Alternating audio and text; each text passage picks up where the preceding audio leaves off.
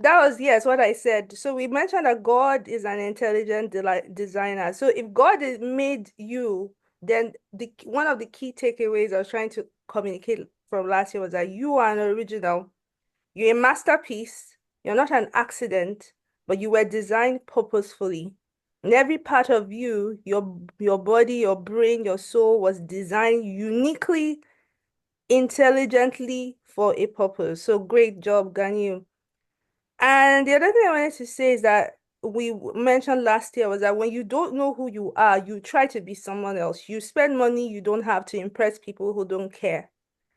And you look down on yourself because you think you're a mistake. The other key takeaway from last year was that when you don't know the purpose of something, you abuse it. So when you don't know that you have a purpose or you don't know your purpose, you tend to live life in a way that is not meaningful. And I mentioned that there are four key dates in every person's life: the day you are born, the day you discover the intelligent designer or God, the day you discover why you were born, and the day you die. We all die. So those are four key dates that are very important for everyone. And now I think at the end of the my presentation last year, I was challenging all of us to find out what unique problem you were created to design. That was one of my challenges. And I think one of the things I ended was on when you discover what you were born to do, you find that your life is more meaningful. And so I just left us, I think, at the end of the presentation with ways that you could find out what you were created to do. I said, ask the designer, talk to God, find out what you are good at doing, what comes naturally to you. Ask yourself this question. If money was not an issue, what would you do with yourself? Ask other people what you are good with. And I encourage you, start serving, start volunteering, because that's how you find out what you're good at doing. And then find out what problem makes you cry. So that was my presentation from last year. So this year, I'm just piggybacking off of what Mrs. Morenike shared. I wanted to talk to you today. So some of you probably already have your dreams, your vision, or your purpose, something that you're chasing. Some of you are in school, you're chasing your education, different things.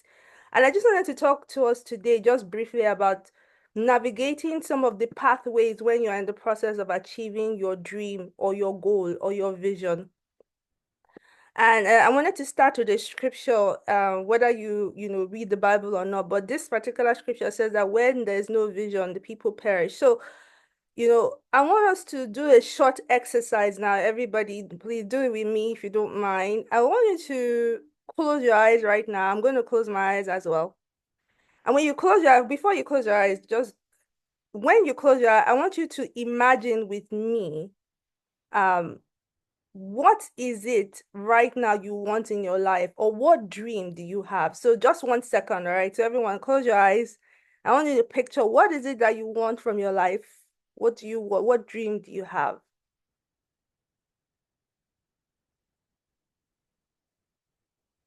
Okay. So now that you have that dream, hopefully everybody have has saw something when they close their eyes. But here is the thing.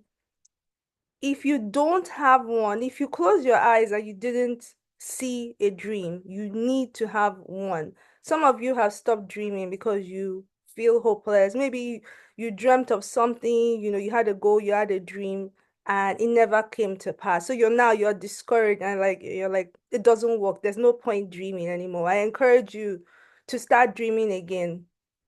I also encourage you to make your dreams as big as possible. For example, if you're a student, if you're in school, instead of aiming to get a B, aim to get an A, make them high because dreams are free, right? You don't have to pay money to have a dream. So I encourage you to have huge and big dreams. And then the other thing I encourage you to do is to write your dreams down. And we're going to talk a little bit about why this is important. But I want you to write your dreams down. Now, every one of us, as we are all different, everybody has a different dream. There's no insignificant dream. And I'm using the word dream, goal, and vision interchangeably. So is just something that you are moving towards that you want to achieve. That's what I'm talking about. So write anything that you want, write it down. And Eleanor Roosevelt, who was one of the president first ladies of the United States, she says this quote, and I liked it and I wanted to share with us, says, "The future belongs to those who believe in the beauty of their dreams." So if you believe that that dream that you have is worthy and it's a good cause, then the future is yours. But if you're here today and you don't have a dream or you don't believe in it, please, today is the day to change and start having a dream, start having a vision, having a goal that you're moving towards something. And here's why it's important for you to have a goal or a dream or a vision. Like I said, I'm using these things interchangeably. It gives you a sense of purpose when you have a dream. It means that you're not all over the place. You're not unfocused. You have a focus, you have a target, you have a place that you're going to. And when you have that sense of focus, it helps you to focus your thoughts and your efforts, which is very important. And then it also helps you to minimize distractions in your life, just like Mrs. Morenike said, was explaining to us. If you're a doctor, you're studying to be a doctor, you find out that you may not have as much time to waste as other people because you have a very high goal. It keeps you focused. You have to be focused, and it helps you to be able to use your time and use yourself and your resources much more effectively. So, but my real purpose, what I really, really wanted to talk to us today is that some of the key difficulties that you're going to experience on the path as you're trying to achieve your dreams and how you can navigate them. And you can apply these lessons in any area of your life, whatever you're facing today, it doesn't matter what you're facing. These lessons you can apply. So I just want to reiterate again, you were created intelligently, you have a purpose, and it's important for you to have a dream or a vision or a target, something that you're moving towards, because if you don't, you'll be all over the place. You'll be distracted, your time won't be yours. Everybody wants your time. So it's important that you have a goal and a dream that you're moving towards. But even when you have that dream, even when you already have, what you're trying to achieve, you're going to experience difficulties. So life is full of challenges, and on the way to achieving what you're trying to achieve, you're going to encounter some difficulties. And today, I want to talk to you about some key difficulties that you will experience and how you can navigate them. Or if you know somebody who is experiencing difficulties, challenges, maybe they are feeling unmotivated, maybe they don't have a dream. These are some keys that you can share with them on how um to navigate those challenges. So I'm going to use some cartoon illustrations for us today. This is my cartoon character. It's called You and I. This person is called You and I. You and I here is trying to get to this house. So let's just assume You and I is this is the path that they have to walk, and that's the house is their destination. That's what they're trying to get. So in this case, the house can be your target, wherever you're trying to get to, right? And so this person is walking on the path, right? Trying to get to their destination. Now, the first obstacle that many of us, tend to encounter as we are walking, trying to get to our destination, is that we tend to either stop dreaming because maybe we've dreamt in the past, it didn't come to pass, or we don't dream at all. We've stopped dreaming at all. So I want to ask you all a question, and I want this for this particular question. I'm not going to give a prize, but this question is intended to make you think. If I were to come to your house, what will I see of your future? If I paid a visit to your house, right, and I didn't tell you I was coming, I just showed up, what will I see of your future? Am I going to see pictures of where you're trying to go? Am I going to see, your dreams on the wall, on the fridge? If your answer is nothing, then you've fallen into a trap where most people live. The average person, most people, they don't have a dream, they don't have a goal, they don't have anything. And that's why 20%, the statistic, one statistic I read before was that 20% of the people tend to be very successful and high achievers, and the rest of people are not. And that's because most people do not dream. They don't have pictures of their dream. Some people don't have, I mean, you're just ex people who don't have dreams or a goal or a target, you're just existing. You're breathing oxygen, but you are just existing. And that's not what that does not lead to a successful life. So I was reading one article and I have the reference here. It says that successful people spend focused time thinking. That's one study that was done. And I said here, that is the time you can use to write your vision and make it plain. Habakkuk chapter 2, verses 2 from the Bible says to write your vision and make it plain.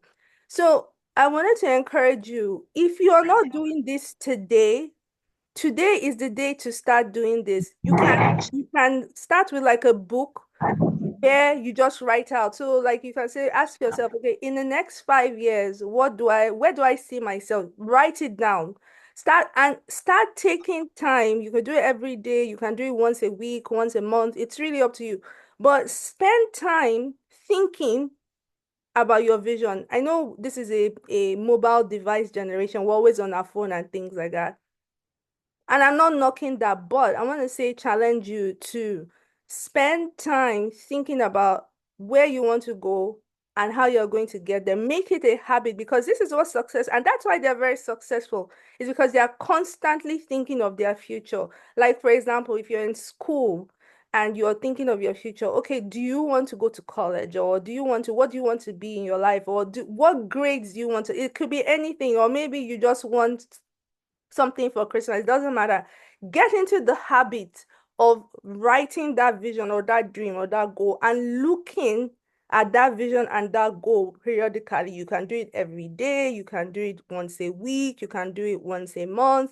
Um, I personally tend to like to see things in my eyes, like I like to see it all the time. So if you come to my fridge here, you see pictures of where I want to be in the future. Like you see pictures of even how I want to look in the future. I just picked people who are already where I am and I put it on my fridge. So that way I can see a vision of my future and it's right there in front of me. So I really, really, really encourage you. One of the things also that when you put pictures of where you want to see yourself and spend time looking at it and praying, I always, when I spend time praying, as I'm looking at those pictures, or like I said, you could use a book, I also ask God to give me wisdom of how to get to where I'm trying to get to.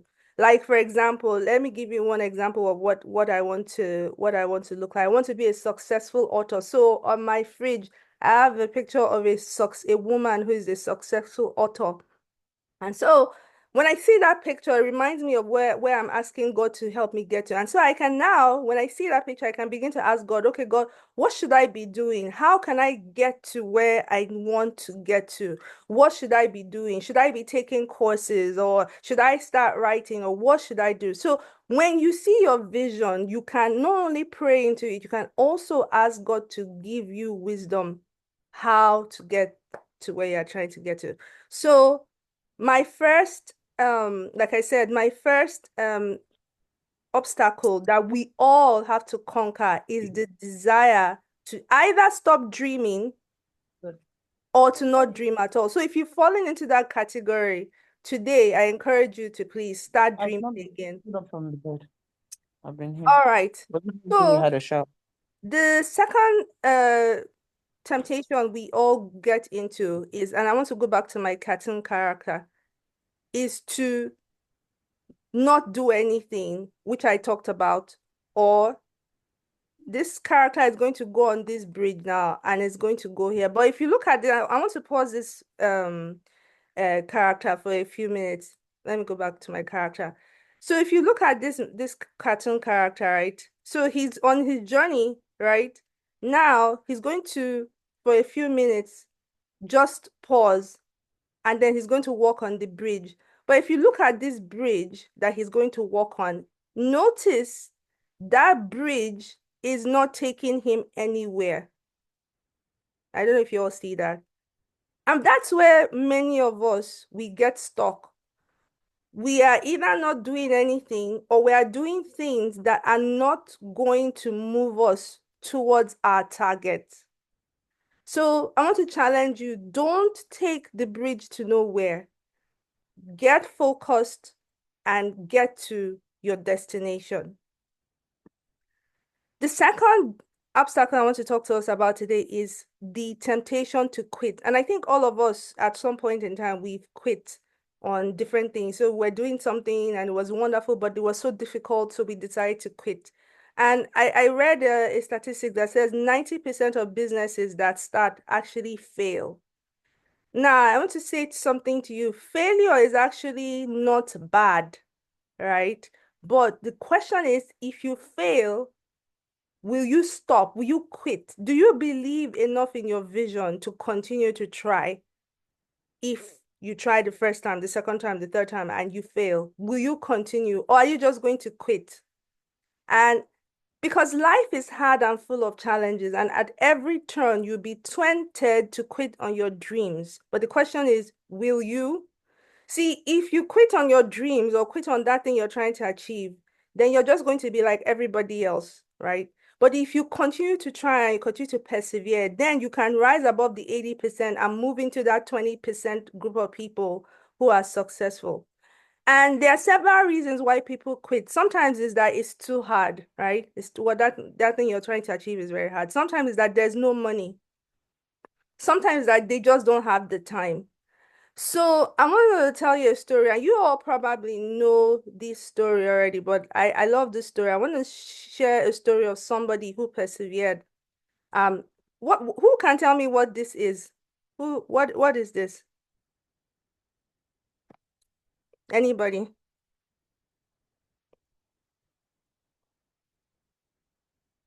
You can put it in the chat or just or mute yourself and tell me what this is.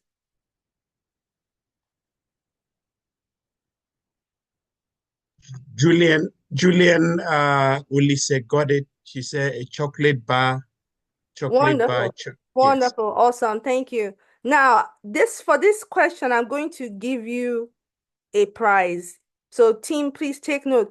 Who can tell me the founder of this particular company? This company is Hershey's. Who can tell me who founded this company for a prize? Ah, yes, very good. Bono Deeper said it. Milton Hershey, very good.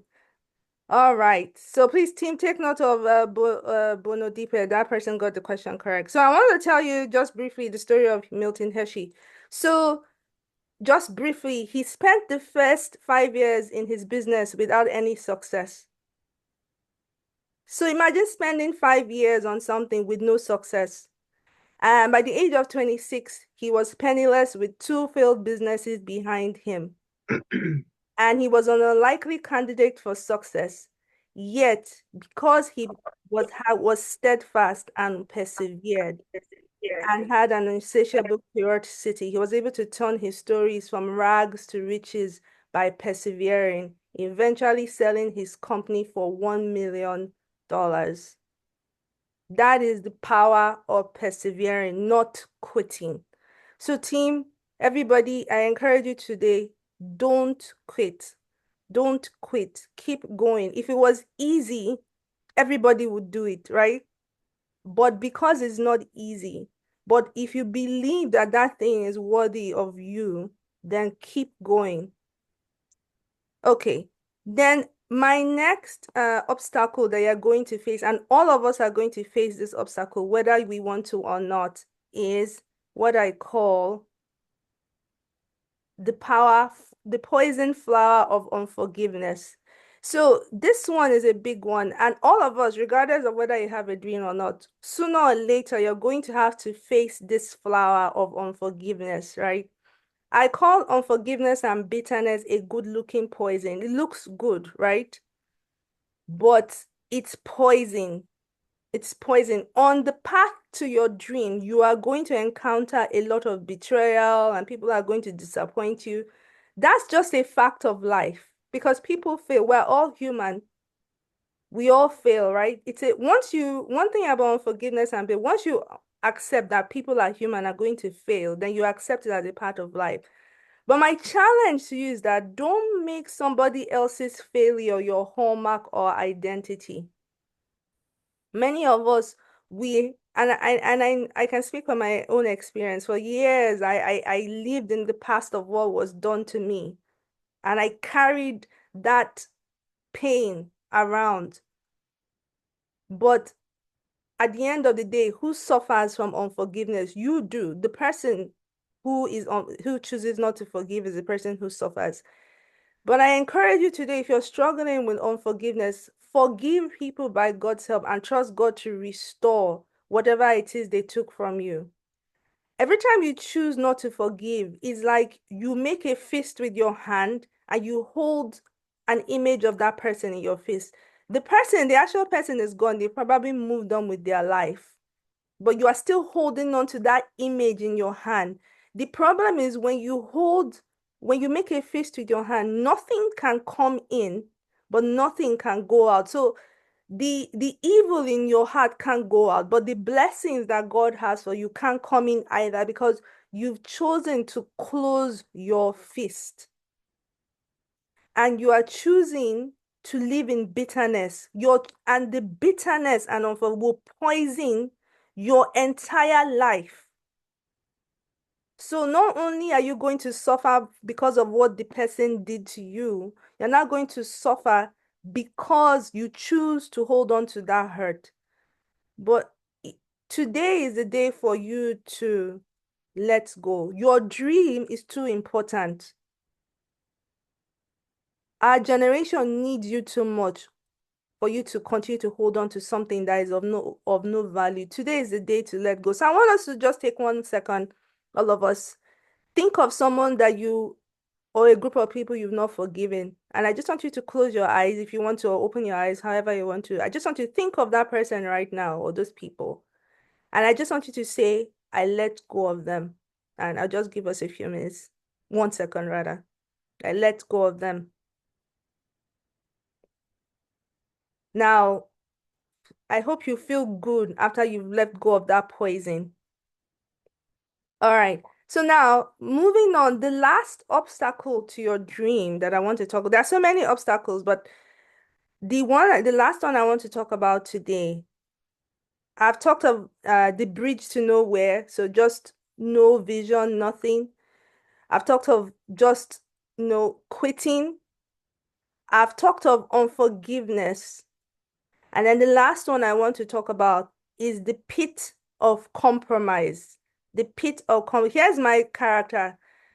This person was stung by a bee, so that's the quitting one. But now I want to talk about my last slide that I want to talk about is the pit of compromise.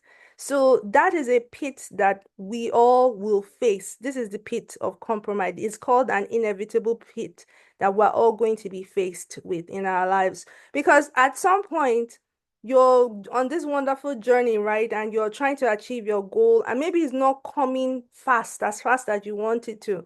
And you're going to be tempted to compromise. You're going to be tempted to cheat. You're going to be tempted to cut corners and do all those things. But the question, what my challenge to you all today is this. Remember that compromise is a promise that delivers fast gain, but long-term baggage. That's my definition of compromise, right? It promises to do all these things, but in the end, you're just going to be stuck with things you never planned for. And I'll give you a short story. So when I was in college, I was supposed to take a physics course, right? So a friend of mine had taken the course before, and she kept all her homework, all her assignments, and everything. So when it was time for me to take the course, the teacher did not change any assignment, did not change any exam, nothing. And since my friend kept all her assignments and exams, you know what I figured? I figured, well, it's not my fault, that the teacher didn't change anything. I just took all my friends' assignment literally and I copied everything. I figured I wasn't cheating, right? Because I'm like, well, I'm not cheating. It's not my fault. The teacher didn't change anything, you know. And so I scaled through that course with an A, but learned nothing. I learned nothing. So you think, okay, you know, it's over, nobody suffered, I got my A. You know what happened? A few years later, I wanted to tutor a group of students for pay, and I decided to teach chemistry and physics. And you know what? Because I did not know physics at all, I was horrible. And it was a terrible experience for me, it was a terrible experience for the students because I compromised. And the thing is, the temptation to compromise is always there, right? Because, you know, sometimes people are telling us, well, everybody else is doing it. Or people will say, there's no other way. Look, if you don't do this thing, there's no other way. But the thing is, when you compromise, you only end up harming yourself. Yes, you get the gain short term, but long term, you end up hurting yourself. So, and I always say that God will make a way for us when it seems impossible. God always enjoys making a way. And I'm giving an illustration of when the children of Israel crossed the Red Sea. There seemed to be no way, but God made a way. And I just want to let you all know that God's blessing may seem slow to appear, but it delivers long-term satisfaction and joy. So on the way to your dream, let's say you're in college or you're in high school, you're being tempted to cheat. Use AI for your essay versus researching it. Don't compromise. Your future, your dream is too valuable. Do not compromise. Put in the hard work that you need to. Yes, everybody is doing it, but you're not everybody. Again, you're on a path and you're in a journey to success, right? So don't compromise. And that's the last obstacle that you're going to have to face. So finally, I'm just going to encourage you, if you persevere, and this is for all of us, right? If you persevere, eventually you will reach your destination. And so with that, that's the end of my presentation.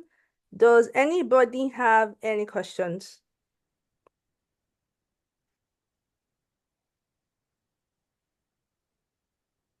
Questions, comments, please feel free.